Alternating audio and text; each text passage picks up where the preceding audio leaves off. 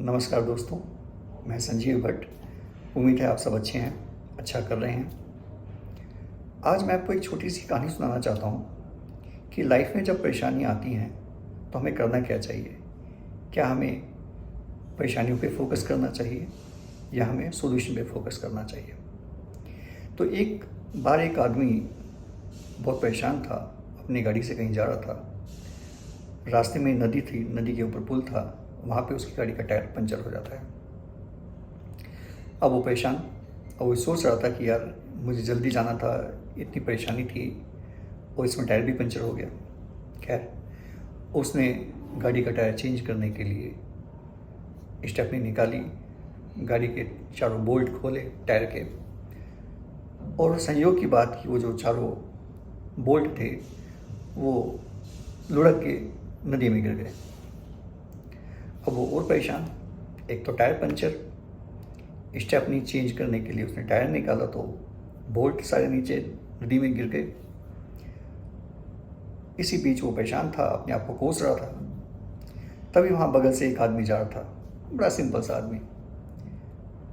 तो उसने पूछा, भाई साहब क्या बात है। ये बोले, भैया अपना काम करिए, आप, मैं वैसे ही परेशान हूँ, आप और परेशान मत करो मुझे। तो उसने बोला, बताइए तो सही क्या बात है। बोले, कुछ बात नहीं है, ऐसी ऐसी बात है, परेशानी में था, गाड़ी लेके कहीं जाना था, ऐसी टेंशन थी।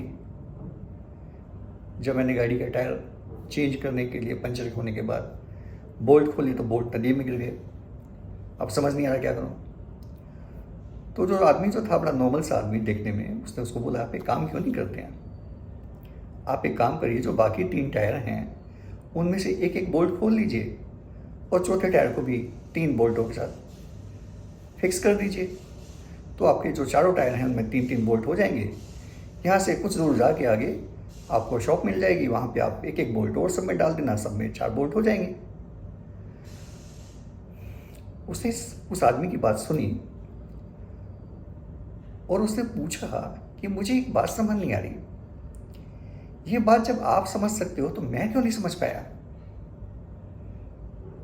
तो उस आदमी ने समझाया कि आपका जो पूरा फोकस था वो प्रॉब्लम के ऊपर था और मेरा जो फोकस था वो सॉल्यूशन पे था।